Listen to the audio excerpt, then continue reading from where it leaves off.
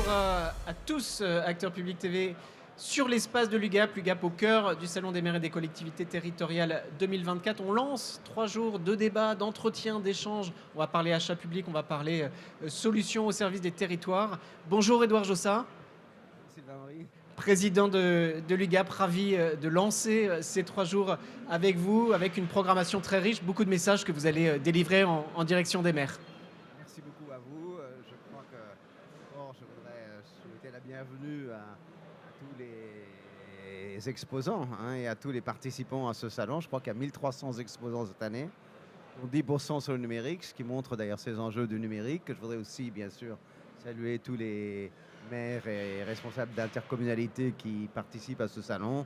C'est un moment très privilégié d'échange, d'ailleurs non seulement entre les élus et les entreprises, mais aussi entre élus et entre entreprises. Et c'est aussi la richesse de ce salon, de réunir autant de personnalités engagées autour du service public local. On va évoquer une programmation très riche et on vous invite à venir assister à nos échanges. Mais d'abord, Édouard Jossa, un mot en direction des maires, des intercos. Il y a une actualité très forte. Vous êtes à leur écoute, vous êtes en lien constant avec les territoires, avec les collectivités, avec les élus.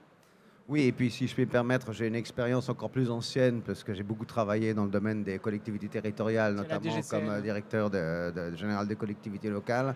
Et ça fait des années qu'on voit que les relations, les enjeux financiers qui sont quand même extrêmement importants pour les collectivités territoriales prennent une importance de plus en plus forte, d'autant plus que la demande du citoyen est de plus en plus forte et la contrainte budgétaire également. Et en même temps, il y a des nouvelles ambitions présentes ici autour de l'innovation, de la prise en compte des enjeux environnementaux, la décarbonation.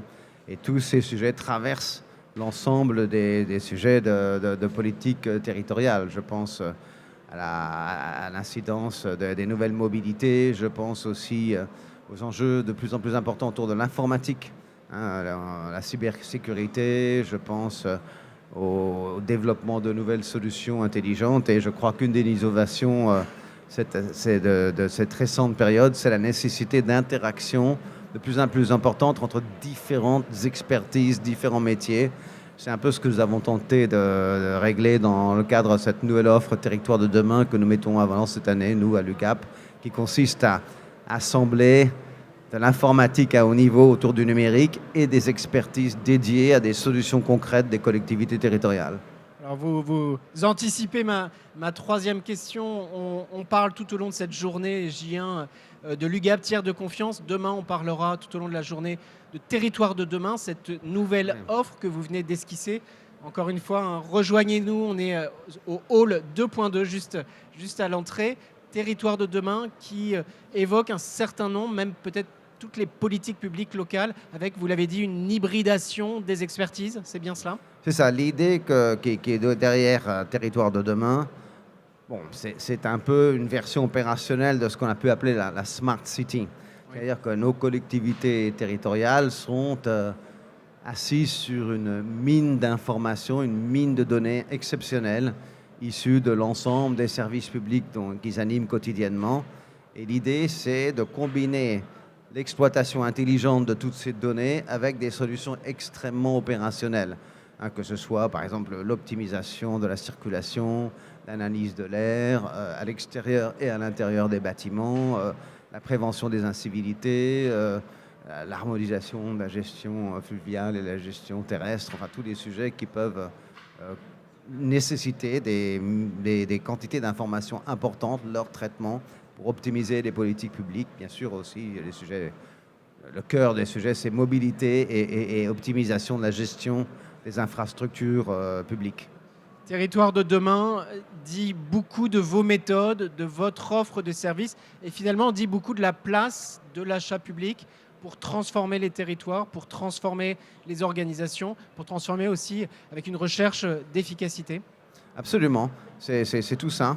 C'est utiliser encore une fois la puissance du numérique au service des politiques publiques, ce qui nécessite, comme vous l'avez dit justement, évidemment une analyse sur le fond des différents métiers, mais aussi une transformation de la gestion municipale pour utiliser, pour que les agents publics puissent garder la maîtrise des évolutions grâce aux outils qu'on mettra à leur disposition.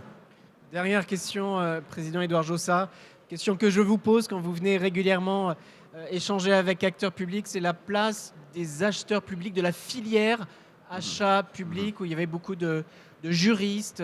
Jusqu'à il y a quelques années, on voit que cette filière va plus haut, plus loin dans les organigrammes, prend plus d'importance, et c'est tant mieux. Les acheteurs publics sont des personnes hautement qualifiées et qui sont d'ailleurs très sollicitées. Voilà, ce que je peux dire, c'est que la particularité de l'achat public, c'est la nécessité de combiner une dimension juridique très forte, qui est liée à la subtilité et à la richesse aussi du code de la commande publique, et des expertises métiers de plus en plus pointues. Parce que vous pouvez connaître très bien la réglementation, mais si vous ne connaissez pas bien les spécificités, par exemple, des différentes familles de serveurs, vous allez faire un règlement des documents contractuels qui seront peut-être à côté de la recherche de la performance. En même temps, si vous connaissez parfaitement votre produit, mais que vous ne connaissez pas assez bien toutes les subtilités des différentes formes de commandes publiques, qui sont encore une fois riches et diversifiées, vous pouvez tomber sur une procédure qui n'aboutira pas forcément au meilleur résultat.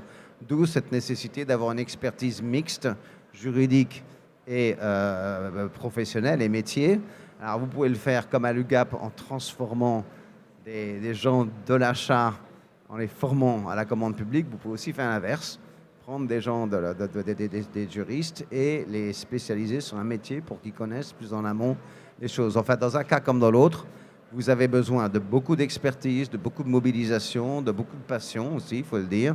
Et comme je le pense, ça nécessite aussi que les employeurs publics réfléchissent à la manière de faire progresser des personnes qui ont quand même une vraie richesse opérationnelle au sein des organisations des collectivités territoriales, parce que souvent, on a tendance à enfermer les acheteurs dans la case acheteur, sans rendre compte qu'ils peuvent faire sans doute plus que ça, notamment en raison de leurs compétences économiques. Il faut le dire, ce sont des missions passionnantes, des métiers passionnants et qui portent aussi des opportunités professionnelles très fortes. Ouais. Merci beaucoup, Édouard Jossa. Merci d'avoir lancé cette édition 2024 du Salon des maires et des collectivités locales. Toujours un plaisir pour acteurs publics d'être partenaire de l'UGAP. Merci beaucoup. On est situé au Salon des maires des collectivités locales Porte de Versailles, hall 2.2. Venez assister jusqu'à jeudi soir à nos échanges à vivre également, bien sûr, sur Acteurs Publics TV et sur les supports de l'UGAP. À très vite. Merci à vous.